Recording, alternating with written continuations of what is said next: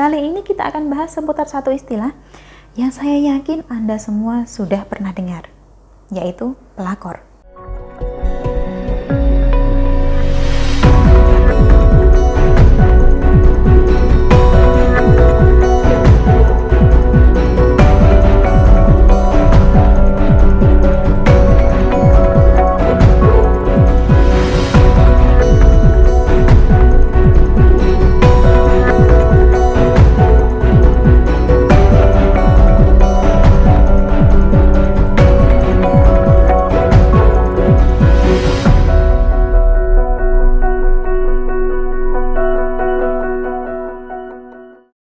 Salam Rahayu, dengan Dewi Suntari di sini. Apa kabar Anda hari ini? Semoga selalu sehat dan selalu dimudahkan dalam segala hajat. Kali ini kita akan bahas seputar satu istilah yang saya yakin Anda semua sudah pernah dengar, yaitu pelakor, alias perebut laki orang. Istilah ini mungkin baru, tetapi yang disebut sebagai pelakor ini sesungguhnya sudah ada sejak zaman dahulu kala. Sebab istilah pelakor ini merujuk pada perempuan lain dalam suatu hubungan. Tak jarang, keberadaan si pelakor inilah yang kemudian menjadikan hubungan tersebut rusak berantakan. Entah itu hubungan kekasih, pertunangan, ataupun yang sudah berumah tangga. Sudah pasti, istilah pelakor kemudian menjadi label yang sangat buruk. Ibaratnya kalau sudah terlanjur dikenal sebagai pelakor, hidup Anda tidak akan tenang. Kesana kemari dicibir orang, dipersalahkan. Tetapi meskipun demikian, mengapa banyak perempuan masih saja bersedia merebut lelaki orang? Alasannya ada beberapa, termasuk sejumlah alasan berikut. Alasan pertama orang menjadi pelakor adalah karena butuh biaya hidup. Dia punya sejumlah kebutuhan yang tidak bisa ia penuhi sendiri.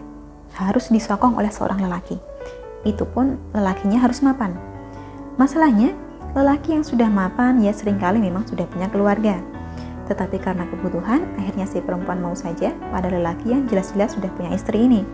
Karena memang lelaki semacam inilah yang kira-kira bakal bisa membantunya memenuhi kebutuhan hidup. Itu tadi alasan pertama. Alasan kedua orang menjadi pelakor adalah karena dendam. Ini mungkin memang jarang, tapi bukan berarti tidak ada.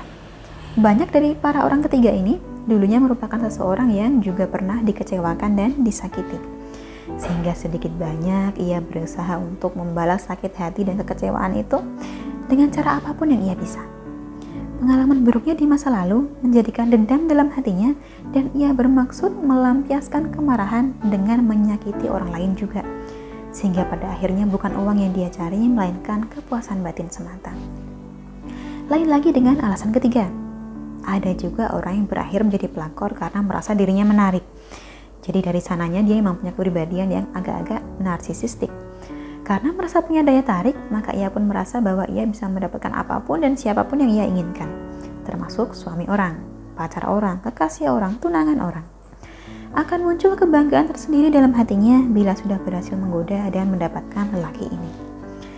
Alasan keempat, orang juga bisa menjadi pelakor karena menyukai tantangan. Mereka memang bawaannya suka memburu drama. Suka memburu tantangan, sampai-sampai mereka pun tidak keberatan menciptakan tantangan tersebut sendiri. Salah satu cara yang dilakukannya untuk menciptakan tantangan ini adalah dengan menjalin hubungan dengan pria yang sudah berkeluarga. Jadi sebenarnya mereka tidak benar-benar cinta, hanya ingin menguji adrenalin saja. Lanjut ke alasan kelima. Orang bisa saja menjadi pelakor karena jenuh dengan hubungannya sendiri, bosan dengan pasangannya sendiri. Maka dalam hal ini, perselingkuhan akan terjadi antara dua orang yang masing-masing sama-sama sudah punya pasangan.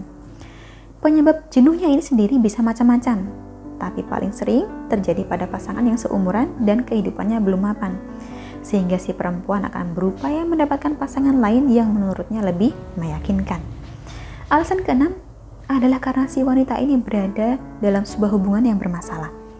Masih mirip-mirip dengan alasan kelima, si perempuan masih punya pasangan juga. Tetapi dengan pasangannya ini hubungan dia memang buruk. Seringkali keduanya hanya bertahan untuk suatu alasan saja. Anak misalnya. Karena hubungannya sendiri sudah berantakan, maka ia pun berupaya menjalin hubungan di tempat lain. Dan tidak jarang, ia juga akan merasa bahwa lelaki yang akan memahami situasinya tentulah lelaki yang sudah ada hubungan pula. Sedangkan alasan ketujuh, dan bisa kita katakan sebagai alasan yang paling sering terjadi adalah karena intensitas bertemu yang tinggi. Rasa itu datang karena biasa. Kalau orang Jawa bilang, witing tresno jalaran saka kulino. Dua orang yang sering bertemu, meskipun salah satu atau bahkan keduanya sudah punya pasangan, lambat laun akan muncul perasaan. Intensitas pertemuan inilah yang seringkali menjadikan seorang pria tergoda pada rekan kerjanya atau bahkan anak buahnya. Apalagi bila keduanya memang ada kecocokan, misalnya kecocokan dalam urusan kerja. Semakin sering bertemu, maka kemungkinan terjalinnya hubungan pun makin besar. Bila alasannya seperti ini, maka di banyak kasus, perselingkuhan itu akan selesai setelah keduanya tidak lagi kerja bersama. Tetapi di luar ketujuh alasan ini, apapun alasan seorang wanita untuk menjadi pelakor, kita tetap harus ingat bahwa perselingkuhan adalah kejahatan dua orang. Tidak bisa kita menyalahkan salah satu saja. Tidak bisa kita hanya menghakimi si perempuan saja, sementara si lelakinya pun menjalin hubungan tersebut dengan sukarela. Karena itu, bila sampai terjadi pada Anda, pasangan Anda diam-diam menjalin hubungan dengan perempuan lain, maka sudah sewajarnya Anda menyelesaikan dulu urusan dengan suami sebelum Anda melabrak orang lain.